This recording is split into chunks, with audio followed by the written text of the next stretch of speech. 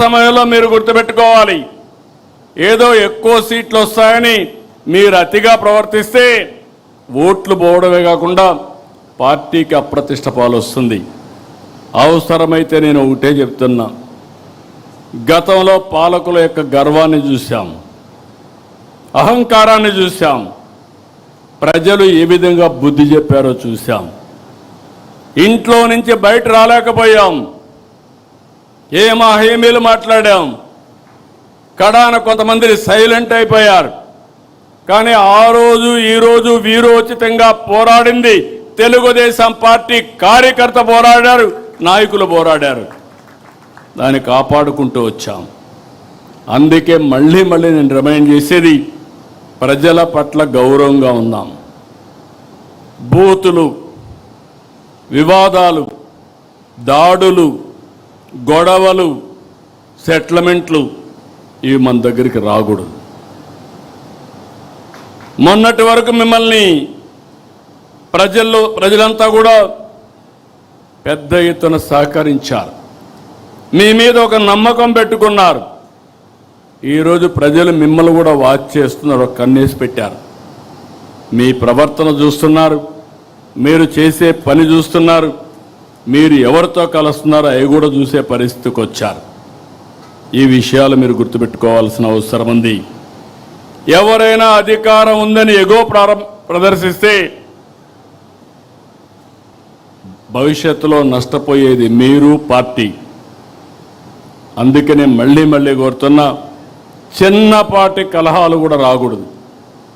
ఫ్లెక్సీల దగ్గర, ఫోటోల దగ్గర, కుర్చీల దగ్గర. నేను I'm very clear on that. ఎవరో ప్రధానమంత్రి వస్తే నన్ను సెక్యూరిటీ పక్కకు వస్తాడు, అతనికి తెలియదు, అతను డ్యూటీ ఆయన చేస్తాడు.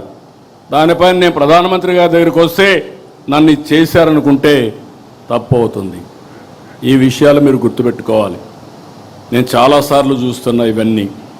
అందుకే మళ్ళీ మీ అందరికీ చెప్తున్నా, ఈ యొక్క మీరు సత్ప్రవర్తన కింది వాళ్ళకు కూడా నేర్పించాలి. We are not only individual leader by virtue of your position. మీకు వల్నరబిలిటీ ఎక్కువ ఉంటుంది. ఒక మంత్రి, కేంద్ర మంత్రులు తప్పు చేసే నేషనల్ ఇంటర్నేషనల్ మీడియాలో హెడ్లైన్స్ వస్తాయి. రాష్ట్ర మంత్రులు తప్పు చేస్తే రాష్ట్రం జాతీయ స్థాయిలో హెడ్లైన్స్ వస్తాయి. ఏదైనా ఒక ఎమ్మెల్యే కానీ ఒక ఎంపీ తప్పు చేస్తే అదే స్థాయిలో ప్రొజెక్షన్ వస్తుంది. ఈ విషయాలు మనం గుర్తుపెట్టుకోవాల్సిన అవసరం ఉంది. అందుకనే నేను కూడా అనునిత్యం పనిచేయడమే కాకుండా పార్టీ క్రమశిక్షణ కాపాడడానికి కూడా అన్ని విధాల ముందుకు పోతామని చెప్పి కూడా నేను మీకు తెలియజేస్తున్నా. త్వరలో స్థానిక సంస్థల ఎన్నికలు వస్తాయి.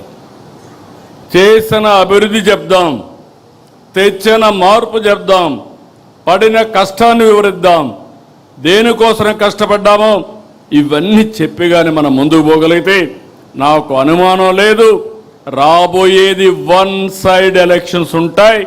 2024 అసెంబ్లీ కంటే మెరుగైన ఫలితాలు చూడబోతున్నామని మీ అందరికీ తెలియజేస్తున్నా.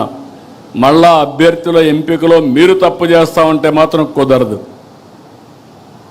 ఏది కూడా ప్రతి ఒక్కటి కూడా నిష్ఠతో చేయాలి, మనసు పెట్టి చేయాలి, భవిష్యత్తు కోసం పనిచేయాల్సిన అవసరం ఉంది. కొంతమంది అనుకుంటున్నాం ఏదో మేము అయిపోయాం, ఎమ్మెల్యే అయిపోయాం, మంత్రులు అయిపోయామని.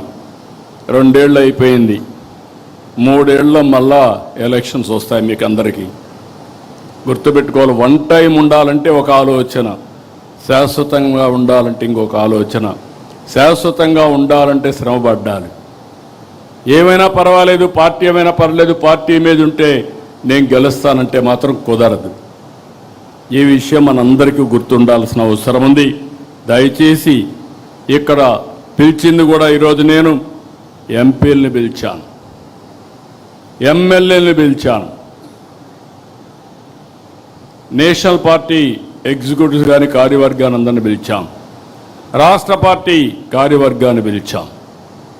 అందరం కూడా ఈ రోజు నుంచి మనస్పర్ధలు లేకుండా అందరం కూడా ఒక పద్ధతి ప్రకారం పనిచేసే పరిస్థితి రావాలి. అన్నింటికంటే ప్రజాహితమే ధ్యేయంగా మనం పనిచేస్తే ఈ సమస్యలు ఉండవు. ఎంపీలు ఎమ్మెల్యేలు కలిసి పనిచేయాలి.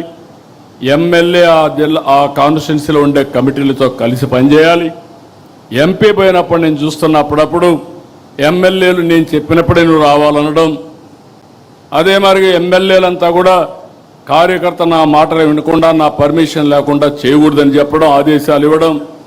అంటే ఈయన పర్మిషన్ లేకపోతే మండల పార్టీ ప్రెసిడెంట్ పనిచేయకూడదు, క్లస్టర్ పనిచేయకూడదు, యూనిట్ పనిచేయకూడదు. ఒకవేళ ఎంపీ వచ్చినా అక్కడ ఎవరు ఈయన రిసీవ్ చేసుకోకూడదు ఆయన చెప్పే వరకు. ఇది మంచి పద్ధతి కాదు.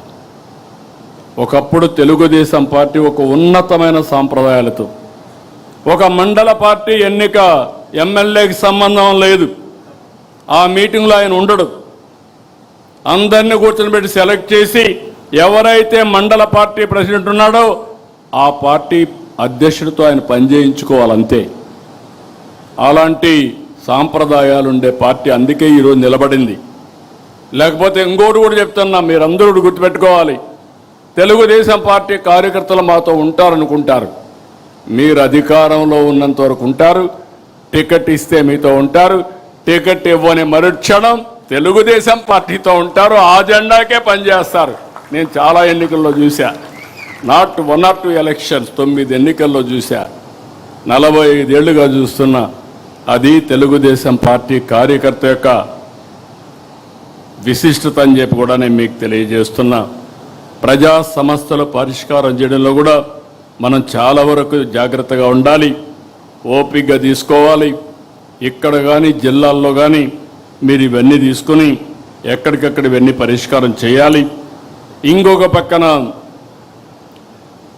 మనం పెట్టే కార్యక్రమాలన్నీ ఏదైనా చిన్న చిన్న సమస్యలుంటే దాన్ని ఇంకా ఏ విధంగా ఇంప్రూవ్ చేయగలుగుతామో దానికి కూడా మీరు దోహదం చేయాల్సిన అవసరం ఉంది.